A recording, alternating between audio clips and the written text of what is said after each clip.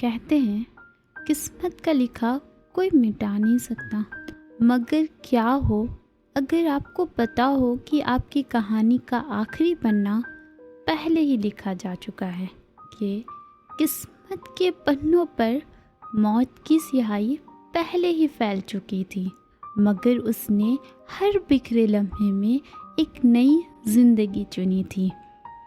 I want to eat your pancreas. जी हाँ, ये नाम शायद आप सब ने कभी न कभी सुना होगा। ये एक एनीमे मूवी है।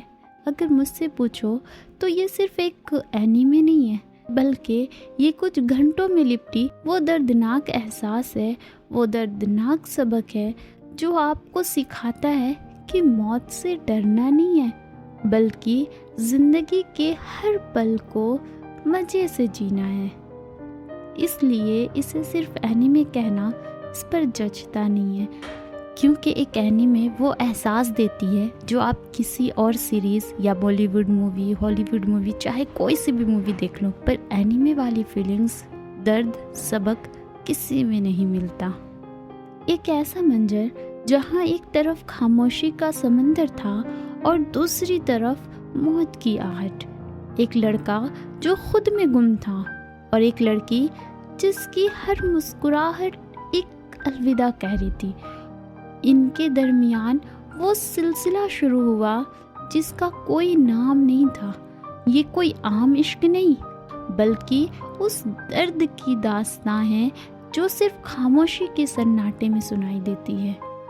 आज के इस दर्द भरे सफ़र को शुरू करने से पहले उन दो ऐसे मुसाफिरों की पहचान से रूबरू होते हैं जिनके बगैर ना तो ये सफ़र शुरू हो सकता है और ना ही ख़त्म। तो सबसे पहले मिलते हैं उससे जो भीड़ में होकर भी तन्हा था, एक ऐसा किरदार जिसे लगता था कि रिश्ते सिर्फ बोझ होते हैं। उसके लिए दुनिया एक पुरानी किताब थी जिसे वो बिना पढ़े ही बंद कर देना चाहता था। वो है हारुकी, यानी हमारी आज की स्टोरी का मेल लीड। लेकिन फिर आती है वो, यानी साकुरा, हमारी फीमेल लीड, जिसके नाम का मतलब ही है वो फूल जो खिलने से पहले ही झड़ने की तैयारी कर लेता है। उसके कानों में मौत की आहट गूंज रही थी, लेकिन किसी हसीन गीत की तरह। उसके पास वक्त की कमी थी, पर दिल में इतना प्यार कि उदासी का रास्ता उस तक पहुंचकर बंद हो जाया करता है। उसकी मौत हर लम्हे दरवाजे पर दस्तक दे रही थी, मगर उसकी आंखों में जिंदगी का सबसे गहरा चमक था। तो आज की हमारी इस दर्द में सिमटी लव स्टोरी की शुरुआत इसकी एंड की कुछ फ्लैशबैक के साथ होती है, जो हमें हमारी आज की इस दर्द भरी स्टोरी से शुरू से ही जोड़ देती है। कैसे? तो चलिए एक कदम आगे बढ़ते हैं और जानते हैं। एक अंधेरा रूम, सारी लाइट्स ऑफ, बेड पर लेटा हारुकी सोच रहा होता है कि आज उसके फनरल में मेरे अलावा बाकी सब आए होंगे, सब रो रहे होंगे, उसके दोस्त, उसकी फैमिली, सब कोई मौजूद होगा। सिर्फ एक मैं ही हूँ जो वहाँ पर नहीं होऊंगा, क्योंकि मुझ में उसे मरा हुआ यकीन करने की हिम्मत ही नहीं है। ये कहकर हारुकी अपने बेड से उतर जाता और खड़े होकर अपने फ़ोन पर साकुरा को सेंड किया हुआ लास्ट मैसेज देखता है और सोचता है क्या उसने जाने से पहले मेरा ये मैसेज पढ़ा भी होगा या नहीं। तो इस वक्त हारुकी जिसकी फनरल यानी अंतिम संस्कार के बारे में बात कर रहा है, वो कोई और नहीं बल्कि वही बिंदास मुसाफिर है जो मौत के बारे में जानते हुए भी बेफिक्र जिंदगी जी रही थी, यानी कि साकुरा। आखिर बात यहाँ तक कैसे पहुँची? कैसे हमारी उस बिंदास मुसाफिर की जिंदगी का सफर खत्म हुआ, सब कुछ जानेंगे, लेकिन उस छोटे से फ्लैशबैक की यादों के बाद। तो इस वक्त हारुकी साकुरा की फनरल को याद कर ही रहा होता है कि अचानक उसे साकुरा की उस दिन कही हुई वो अजीब सी बेमतलब सी बात याद आ जाती है, जिसका कोई मतलब कभी बन ही नहीं सकता था। लेकिन साकुरा की उस बेमतलब सी बात के पीछे छिपा था एक ऐसा दर्द जो कलेजा चीर दे। उस दिन साकुरा और हारुकी दोनों रोज की तरह ही लाइब्रेरी में काम कर रहे होते हैं। तभी साकुरा हारुकी से कहती है, कल रात मैंने टीवी पर सुना कि जिस इंसान को लिवर की प्रॉब्लम हो तो उसे लिवर खाना चाहिए, स्टमक की प्रॉब्लम हो तो स्टमक खाना चाहिए, ऐसा करने से हमारी बॉडी का वो ख़राब पार्ट ठीक हो जाता है। इससे मुझे एक आइडिया आया जो मैं सिर्फ तुमसे ही पूछ सकती हूँ। फिर हारुकी कहता है, क्या? फिर साकुरा हारुकी को जोर से कोने में धक्का देते हुए कहती है, मैं तुम्हारा पैनक्रियास खाना चाहती हूँ। क्योंकि साकुरा को पता था कि उसका अपना पैनक्रियास दम तोड़ रहा है।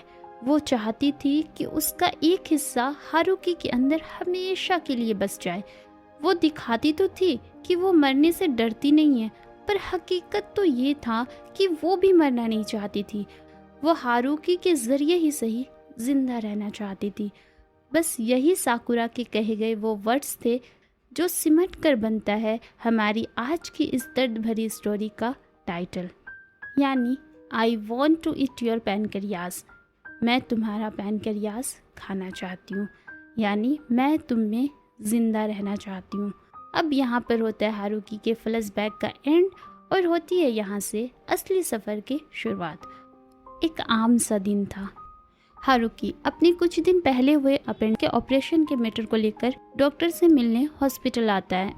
वो बाहर वेटिंग एरिया में बेंच पर बैठा हाथ में अपना टिकट नंबर लिए अपनी बारी का इंतज़ार कर रहा था। तभी वहाँ पर खेल रहे बच्चों की टक्कर से बेंच पर रखी एक डायरी नीचे ज़मीन पर गिरती है, जिसकी आवाज़ की वजह से हारुकी का ध्यान उस डायरी की तरफ आकर्षित होता है। हारुकी उस ज़मीन पर गिरी डायरी को उठाकर जैसे ही उसके टाइटल को पढ़ता है, उसके हाथ उस डायरी के अगले पन्ने को पलटने से खुद को रोक नहीं पाते। एक्चुअल में उस डायरी का टाइटल था लिविंग विथ डाइंग। फिर जैसे ही हारुकी उस डायरी के अगले पन्ने को पलटता है, उस पर लिखे वर्ड्स को देखकर वो बिल्कुल चौंक जाता है। उसके चेहरे पर आए वो हल्के पसीने इस बात की गवाही दे रहे होते हैं कि उस छोटे से पन्ने पर लिखे अल्फाज वो वजन रखते हैं जो हारुकी जैसे इंसान, जिसे किसी भी बात से कोई फर्क नहीं पड़ता, उसको भी हैरान कर सकते थे। उस डायरी के पन्ने पर लिखा था, मैं अपनी इस पैनक्रियास की बीमारी की वजह से बहुत जल्द मरने वाली हूँ। अब मेरे पास जीने के लिए बस कुछ ही साल बचे हैं। इस कड़वे सच को जान लेने और उसे अपनाने के बाद मैं इसे यहाँ सिर्फ इसलिए लिख रही हूँ ताकि मौत की तरफ ले जाने वाली इस बीमारी के साथ भी मैं अपनी बची हुई जिंदगी को जीना सीख सकूं। हारुकी अभी खड़ा उस डायरी के पन्ने को हैरत से पढ़ ही रहा होता है कि अचानक साकुरा वहां जाती है। अपनी मौत का सच हारुकी के हाथ में खुला देखकर वो डरती नहीं, बल्कि अपनी पुरानी आदत के मुताबिक हंसते हुए कहती है, ओह, तो ये मेरी डायरी तुम्हारे पास है। वही बिंदास अंदाज, वही मौत से बेफिक्र लड़की। साकुरा एक शरारत भरी मुस्कुराहट के साथ कहती है, मैं शर्त लगाती हूँ तुम इसे पढ़कर चौंक गए होंगे ना? हाँ, लेकिन उतना नहीं जितना मैं चौंक गई थी। मुझे लगा शायद मैंने अपनी डायरी हमेशा के लिए खो दी है। मैं हर तरफ इस डायरी को पागलों की तरह ढूंढ रही थी और देखो, मुझे ये डायरी तुम्हारे हाथ में मिली। फिर उस वक्त हारुकी के अपॉइंटमेंट का वक्त हो जाता है। वो वहाँ से साकुरा को डायरी देकर जा ही रहा होता है। उस वक्त साकुरा चेहरे को नीचे झुकाए नज़र डायरी पर है और धीमी आवाज़ में कहती है, तुमने ये डायरी पढ़ ली ना? मैंने अपनी इस डायरी को लिविंग विथ डाइंग का टाइटल दिया है। मैंने इस पर तब से लिखना शुरू किया है जब से मेरे पैनक्रियास की बीमारी का मुझे पता चला है। फिर वो अचानक से कहती है, एक मिनट रुको, कहीं तुम्हें मेरी बात मजाक तो नहीं लग रही है ना? मेरे पैनक्रियास अब काम नहीं करते हैं, मैं सच में मरने वाली हूँ।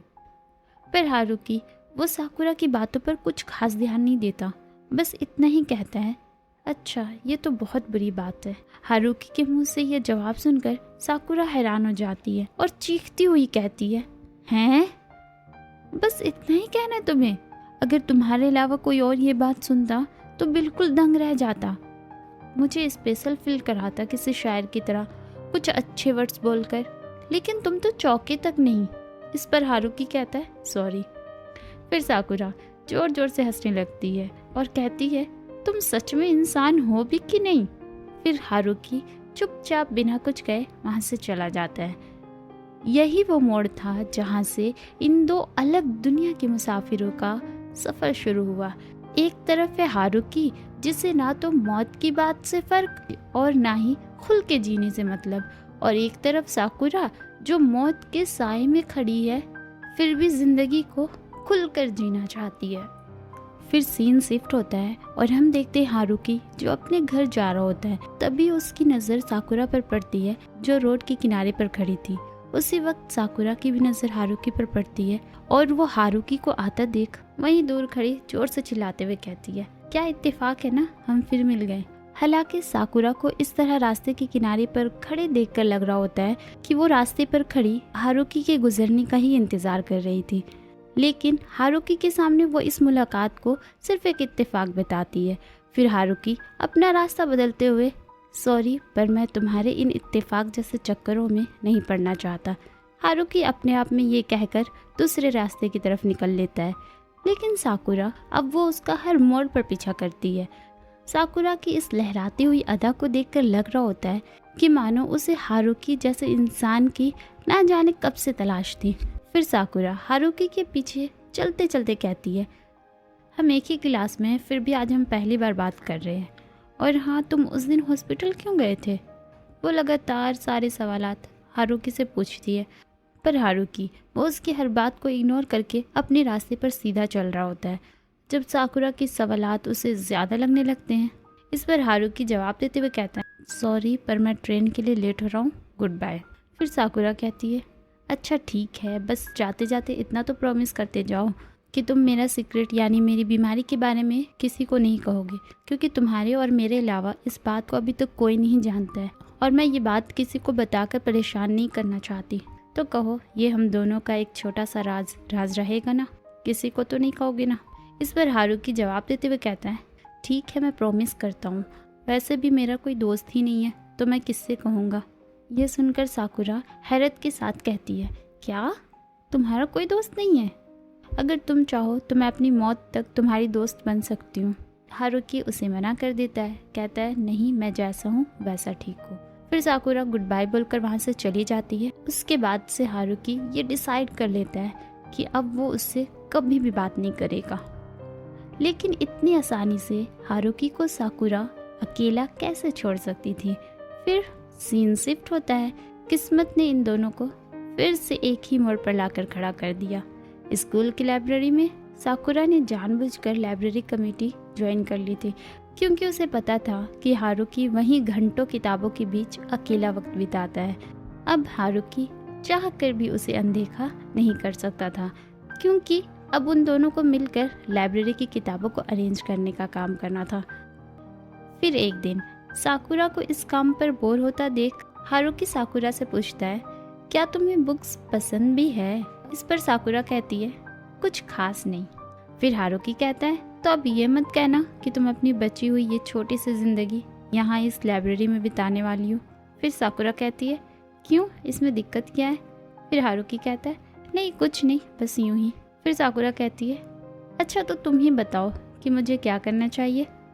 फिर हारुकी कहता है, मुझे लगता है तुम्हें अपने क्रश के साथ घूमना चाहिए, टाइम स्पेंड करना चाहिए, विदेश जाना चाहिए, जो तुम चाहती हो वो तुम्हें करना चाहिए।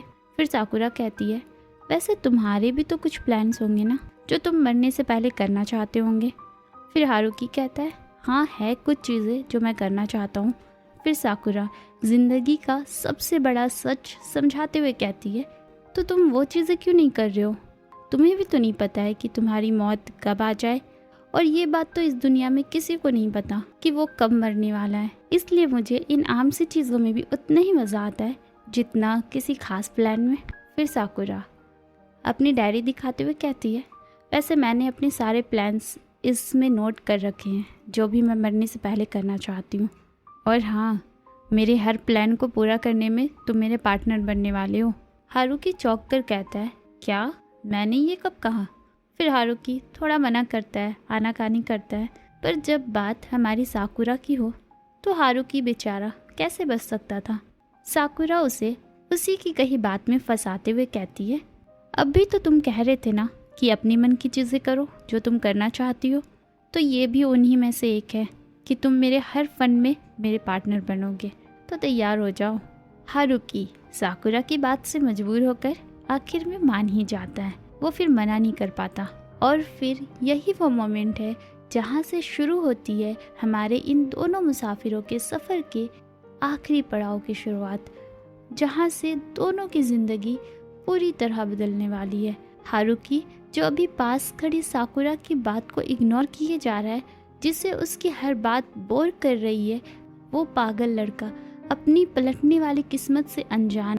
उसे नहीं पता कि जिस साकुरा की बातों से वो आज भाग रहा है, एक दिन उसी के एक लास्ट रिप्लाई के इंतज़ार में वो इतना रोने और तड़पने वाला है कि उसने कभी ख्वाब में भी नहीं सोचा होगा।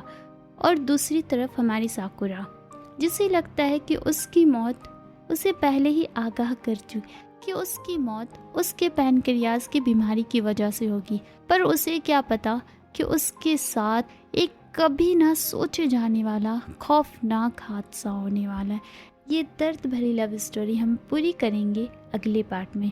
अगर आप भी इस प्यार भरे दर्द में सिमटी लव स्टोरी को कंप्लीट करना चाहते हैं तो कर लीजिए चैनल को सब्सक्राइब, क्योंकि ऐसी और भी नई पुरानी एनिमे लव स्टोरीज मैं आपके लिए लाती रहूँगी। चलती हूँ, सायोनारा मिन्ना।